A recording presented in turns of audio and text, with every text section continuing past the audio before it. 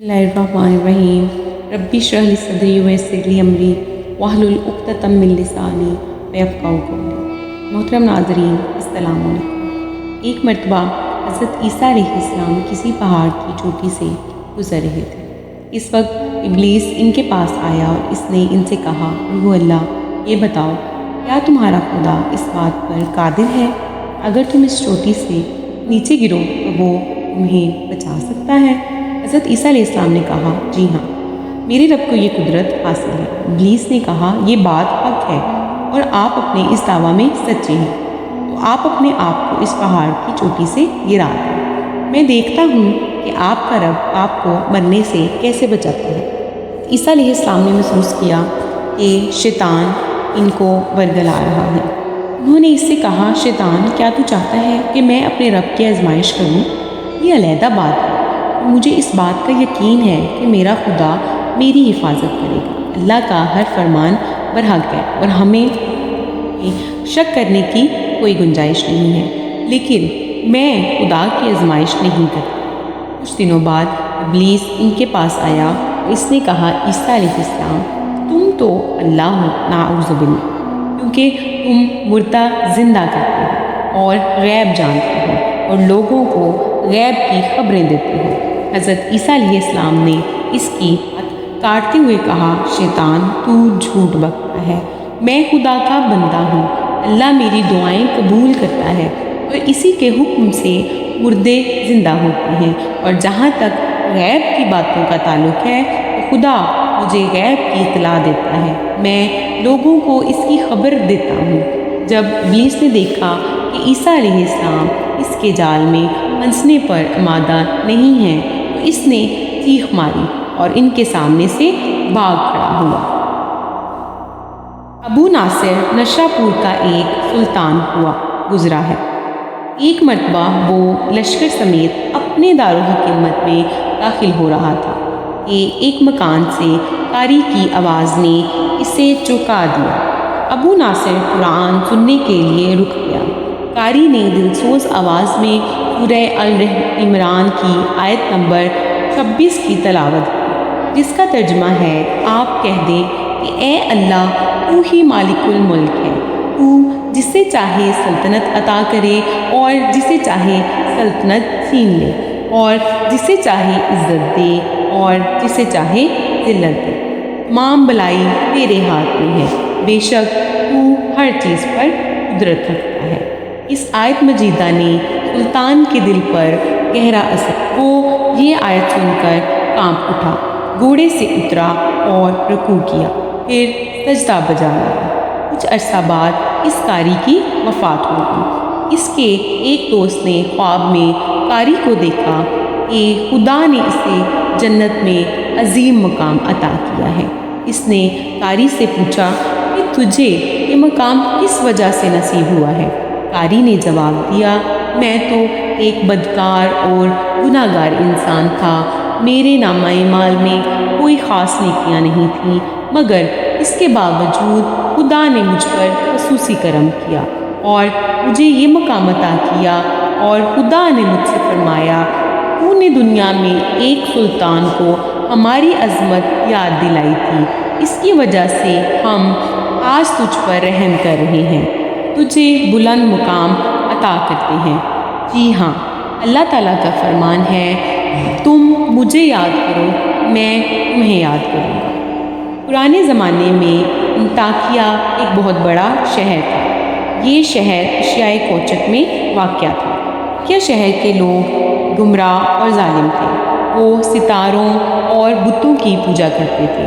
اللہ تعالیٰ نے ان کی رشد و ہدایت کے لیے ان کے پاس 2 نبی بھیجے۔ اہل شہر نے ان کی تکذیب کی تو ان کی تقویت کے لیے تیسرے رسول کو وہاں بھیجا گیا۔ چنانچہ تینوں انبیاء نے لوگوں کو خدا کے راستے کی دعوت دی اور شہر کے گوشہ گوشہ میں انہیں تبلیغ دین کی، لوگوں کو توحید کی دعوت دی، انہیں عذاب خداوندی سے خبردار کیا۔ اہل شہر بڑے بدبخت تھے۔ 3 انبیاء کی مشترکہ تبلیغی کوششوں کو ان پر کوئی اثر نہ ہوا اور پورے شہر میں صرف 40 افراد نے ہی دعوت حق کو قبول کیا۔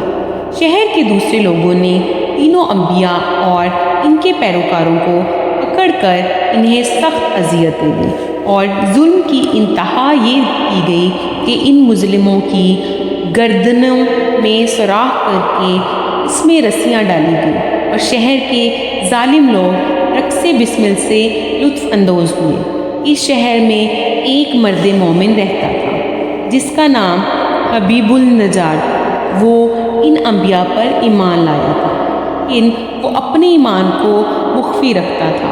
وہ شہر میں بڑائی کا کام کرتا تھا۔ اسے جو مزدوری ملتی تھی وہ اس کو 2 حصوں میں تقسیم کرتا تھا۔ ایک حصہ اپنے اہل خانہ کو کھلاتا تھا اور دوسرا حصہ غرباء و مساکین میں تقسیم کرتا تھا۔ جب حبیب النجار کو اس ظلم کا پتہ چلا تو انہوں نے اپنی قوم کو تبلیغ کرتے ہوئے کہا، میری قوم، ان رسولوں کی پیروی کرو، ان کی اتباع کرو جو تم سے کوئی اجر نہیں مانگتے اور وہ راہ راست پر ہیں، اور میں کیوں نہ اس ذات کی بندگی کروں جس نے مجھے پیدا کیا، جس کی طرف ہم سب کو پلٹ کر جانا ہے۔ کیا میں اس ذات کے علاوہ کسی کو معبود بناؤں؟ جبکہ اگر خدائے رحمان مجھے ضرر پہنچائے کا ارادہ کر لے تو ان کی شفاعت مجھے کوئی فائدہ نہیں دے گی اور نہ مجھے چھڑا سکتے ہیں، تب تو میں صحیح گمراہی میں مبتلا ہو جاؤں گا۔ وہ تمہارے پروردگار پر ایمان لے آیا ہوں، لہٰذا میری بات سن لو۔ کیا میں اسے چھوڑ کر دوسرے معبود بنا لوں؟ حالانکہ اگر خدائے رحمان مجھے کوئی نقصان پہنچانا چاہے تو نہ ان کی شفاعت میرے کسی کام آ سکتی ہے اور نہ وہ مجھے چھڑا سکتے ہیں۔